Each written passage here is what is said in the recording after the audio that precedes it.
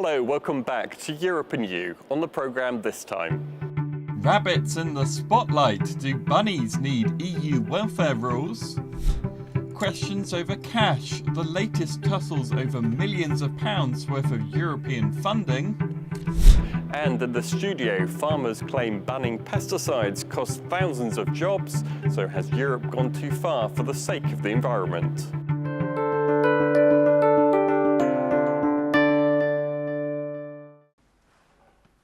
The cost of switching on our lights and heating our homes will fall if the UK is better connected to the grid.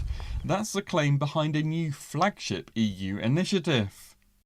We import more than half of our energy. Our energy markets remain fragmented, and so our companies pay much more for energy than their international competitors. Although oil prices have fallen recently, analysts predict it won't be long before they go up again. And with continued uncertainty about gas supplies from Russia, the idea behind the energy union is to create more security of supply. Today, energy islands still exist in Europe. This situation adds to the costs faced by consumers and makes our energy system vulnerable. The solution to this problem is to build a common energy market, and this is my concrete action plan to make it happen. And for an island like the UK, Conservative MEP Ian Duncan believes if we have more connections to mainland Europe, our industry will increase their exports from oil and wind power, and more competition will lower prices for us consumers. If we can do that, we can reduce electricity bills, we can give greater certainty to a renewable source, and we can make a difference to Scotland's economy. But UKIP is sceptical it will work. EU energy policy has always been to raise prices for customers. We're already seeing now in the UK particularly, because of all this green energy rubbish, that people are being forced between heating and eating. It's not true. The EU has just seen a place to grab some power, and that's what it's doing. They'll say anything, do anything to get the power. It's an old delicacy apparently making a hearty comeback. Rabbit is back on the menu. According to Compassion in World Farming, 300 million rabbits are being reared for meat each year. Campaigners are concerned that the rabbits are being kept in poor, cramped conditions. Now Lib Dem Catherine Bearder is calling for EU welfare standards, which already exist for pigs and other animals, to be extended to rabbit farming too. I want the Commission to come forward with good legislation, protects the rabbits, protects the farmers, gives them a good living, and protects the consumer so they know what they're eating. Still to come. Funding fears as MEPs fight for millions of pounds of EU cash. And Amjad Bashir defends his defection from UKIP.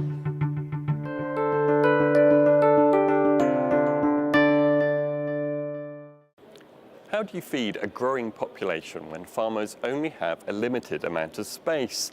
The answer's been to demand more out of the land. Pesticides are one way of increasing productivity. Spraying crops can minimise losses and maximise yields. The downside is the impact on the environment. As a result, the EU has banned the use of more and more pesticides. Now the British farming industry has warned that if the trend continues, 44,000 jobs could be lost. The National Farmers Union believes the EU has been overzealous with banning pesticides, but environmentalists want more products to be taken off the shelves. To put those two points of view, I'm now joined by Mike Hamley from the NFU and Lisette van Vliet from the Green Group Health and Environment Alliance. Thanks very much to the two of you for coming into the studio. Mike Hamley, to you first. How important are pesticides to the viability of British farming? Pesticides are one of the tools, as we call them, that we use to ensure that we can produce food required by the population in an environmentally friendly way, also in a form that is safe for the consumer to eat. I mean, Lisette, do you accept that there's a need for pesticides, that in order for farmers to meet this need that Mike was just talking about, they need pesticides in order to do that? We accept that there's a need for pesticides and biocides. What we don't accept is the use of pesticides that are harmful not only to the environment but to human health. And I want to be clear here, I'm not just from a green group, I'm here as an advocate for public health. And when we look at the impact of pesticides, what we're talking about are chronic diseases: cancer, diabetes and obesity, learning disabilities, infertility problems, ADHD. We're talking a whole range of chronic diseases that have been linked with pesticides. So it's not just about some nice little caterpillars out there that are disappearing. This is a fundamental issue for our health, which depends not only on sufficient and good nutrition, but also on ensuring that there's not toxic chemicals that are making us sick. Okay, Mike, as I said in the introduction, the EU has already banned a lot of chemicals, a lot of pesticides already. So are there still those dangerous to human health kind of chemicals, pesticides, being used by your farmers? I think it's important to realise that the products that are available to us to use now have been through a very strict, careful registration process before we're allowed to use them. And I think people should also take comfort from the level of expertise that farmers have who apply those products. So in our country, in the UK, farm spray operators have to take a regular training and continual professional development. The sprayers are tested annually. All these things are done together with precision technology to make sure that products are applied correctly and at the appropriate way. But the thing that really concerns us is the way that the registration process for these products is being taken. And we really need people to use science as the sound base for this and to look at products on a risk rather than hazard-based system. No farmer wants to put their family, their staff or their consumers at risk to things that are identified as clearly wrong. But we have to regulate that in a risk-based manner. Lisette, the EU, as we said, have already banned many pesticides. As a trend, do you feel that the EU is on the right track? There have been a lot of pesticides that have been withdrawn from the market, as well as pesticides that have been banned. We're happy with the fact that endocrine disruptors, or these hormone disruptors, have been recognized as needing to be eliminated by the law. However, it's important to emphasize that this idea was agreed in 2009. The actual implementation of this law has not yet happened, and it's 5 years later. All right, Mike Hambley, you're not happy, I don't think, with the direction of travel from the EU, more and more bans. Just in recent weeks, we've seen from the European Commission a new list of 77 products that they say could in time also be taken off the market. From your farming point of view, do you feel a relentless kind of battle with Europe over pesticides? We need farmers. We need farmers wherever they are in the world to provide the food that we eat. And for those farmers to exist and to be sustainable, they have to be profitable. So we need to look at that in the first instance. But I'd take you back to this hazard and risk. What we're asking for is for things to be looked at objectively with full science backup. We want people to accept all the principles that are used in the way that products are used and the way that we handle them to reduce the level of risk. And we need to overcome this basic premise of the overzealous use of the precautionary principle and to allow risk to come in. So, for example, when one of your viewers drives a car, there is an inherent hazard in driving a car. But there's mechanisms that all of us accept that are put in place to reduce that risk to a level that we feel comfortable with, whether it's ABS brakes, whether it's seat belts, whether it's airbags, whether it's other traffic regulation. Well, the reality is we've had very little actual bans happening in Europe solely on the precautionary principle. The idea of the precautionary principle is that you are banning before the exposure is out there. And when it comes to pesticides and other hormone disrupting chemicals, the exposure has already happened. So we are nowhere near the precautionary bans. What I would like to emphasize is that yes, of course we need farmers to produce food. And of course we want farmers to produce safely, not only for us, but also for them. There are plenty of indications that farmers, their families, and the surrounding residents are some of the first affected and seriously affected by poisonous pesticides. And as for the costs, yes, farmers can only function when they're profitable. But when we're making a societal decision for the society as a whole, at the EU level, we have to look at a balance of costs and benefits. Mike Hamley, coming back to you, the EU has this idea of, in this latest round of proposed chemicals that could be withdrawn, it calls them candidates for substitution. That suggests that the EU feels that there are alternatives to pesticides. Is that the case?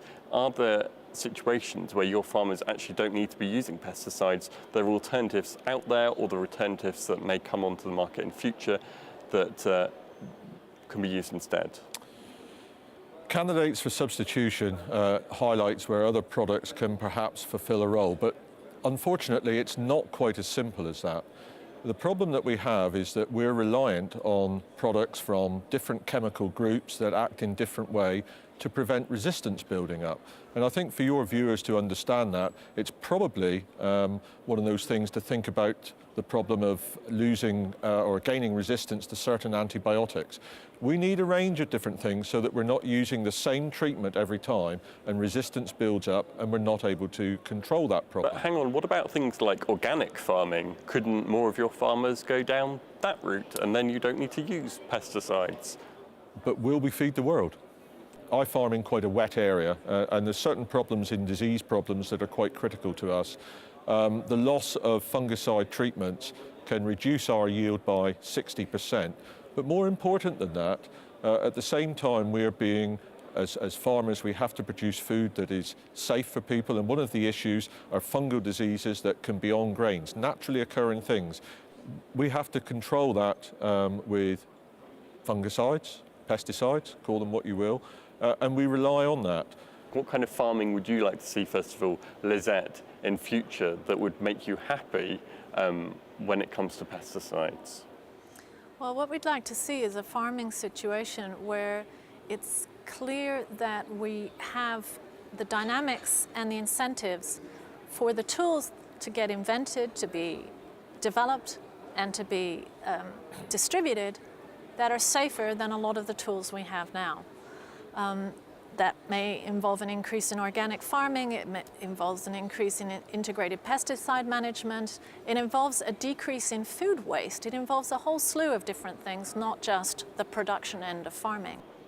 Mike, to you then, finally, what would you like to see from Europe change that will make your job easier or less disruptive, have less disruption from Europe? I want to see things made, decisions made on sound science and objectively, and trying to take the emotion out of the issue.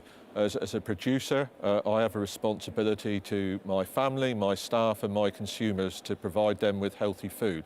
And I want to do that, but I want someone to be able to measure the appropriate risk rather than the hazard, and ensure that we can maintain a vibrant agricultural production in Europe, which is the maintenance of the very countryside that we all enjoy. And I think that we could lose that at our peril. Okay, that's very interesting. Thanks very much. Good to hear from both of you. Thanks very much, both of you, for joining me. Thank you. Thank you.